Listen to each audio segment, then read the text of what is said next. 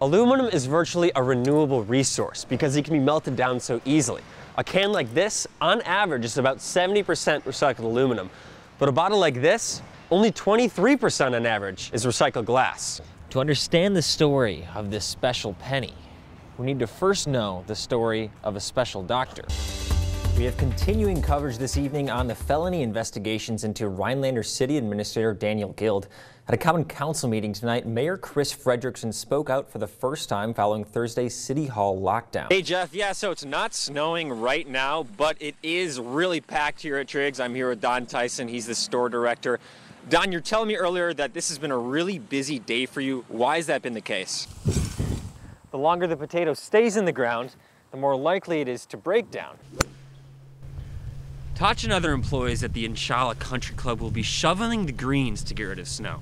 The fairways and the rest of the course, that's up to Mother Nature. Stephen, for anyone who's built a snow fort, you probably know that snow makes a pretty good insulator. So with all the snow in the North Woods, many lakes aren't freezing like they could be. I talked to one volunteer who's making the most of a strange start to winter. The Snow Eagles have plenty of snow. What they need now are freezing temperatures. Because right now, the ice just isn't thick enough. Dan? Hi, Stephen. Yeah, as you can see, there's not much snow going down right now, but cold temperatures are a concern. We're sitting at 8 degrees right now. We're supposed to approach 0 degrees later this evening, and that's why it's so important to prepare your car for winter emergencies. We got a little bit of rain on them yesterday. Mike Hansen of Everything Hemp has a farm just west of Prentice. He planted 2.5 acres of hemp Thursday. Last year, he was one of 245 registered hemp growers in Wisconsin. We have a green rush going right now. This year, he's one of 1,240. The whole, grab and go, get rich quick, not going to happen with this plant. Hemp are marijuana plants with THC levels of 0.3% or lower, and they're difficult to grow. It's very labor intensive. Your ground has to be right, rain, just everything really has to be perfect to get a quality product. It's not about the money for Hansen. He believes very strongly in the medicinal properties of hemp. You go to your parents' house and they have a tray of pills, and to me it just doesn't make sense. Hansen will harvest his hemp in late September, then it will be processed.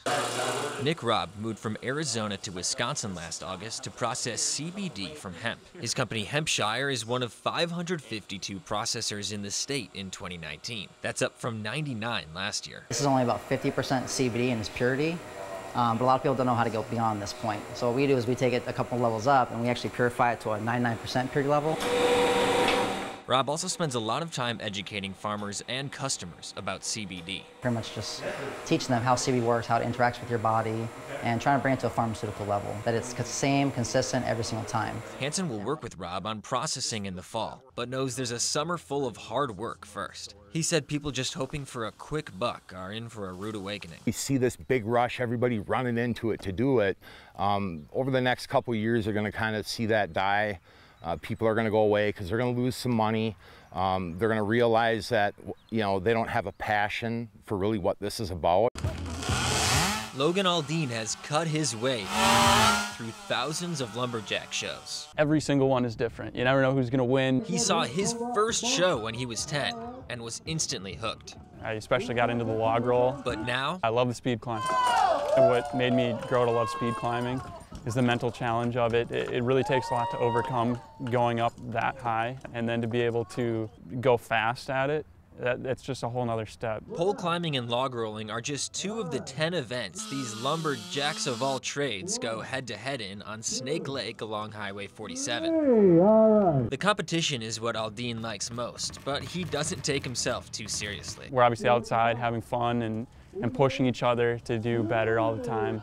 And then also there's the comedy of it. It's fun to play off each other. In 38 years, the show hasn't changed at all, and that includes the jokes. Oh! And did I mention lumberjack jousting? No low blows. The comedy, it's great. It's been around forever. We work in different things and improvise on some certain things. Aldean and his fellow lumberjacks will do around 150 shows this summer in both Woodruff and Hayward. He says this summer of competition and comedy won't be his last. I'm a lifer. I'm a lifer.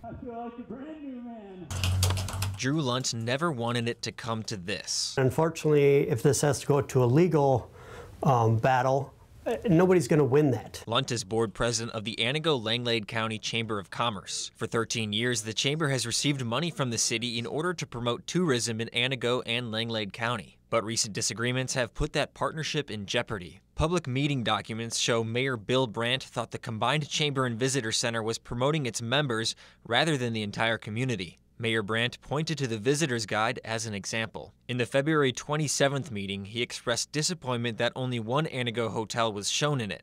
In the April 9th meeting, Mayor Brandt further advised that he would like a Langlade County Visitor's Guide and not just a Chamber's Visitor's Guide. Dina Grabowski of the Chamber noted that Mayor Brandt is focusing on one page in the Visitor's Guide, but that they do promote the whole county. Grabowski also indicated she was willing to discuss including all businesses going forward, making that clear when the chamber changed its website to reflect all hotels, rather than just its members. But the issue of the Visitor's Guide is just one aspect of the divide between the city and the chamber. In many meetings, Mayor Brandt questioned whether the chamber was unfairly favoring its members. Mayor Brandt then expressed his skepticism that the chamber would work with the city. But Lunt said the chamber is more than willing to compromise. We're really trying to find some common ground, trying to work with the city, with whoever we need to work with. If we're doing something wrong, we're willing to negotiate and be better. There was a closed session for City Council last week. City Administrator Mark Desitel said the meeting got council members up to speed on the situation. We'd like the public to realize there's two sides to any story. I can't get into detail because of potential litigation, but I know that we tried to work things out in the best interest of the city. Meeting notes also show the city is looking into a new recipient of tourism money. Representatives from the chamber are planning on challenging the legality of that move. Unfortunately, unless the city changes their mind and wants to work with us, legal action almost seems inevitable.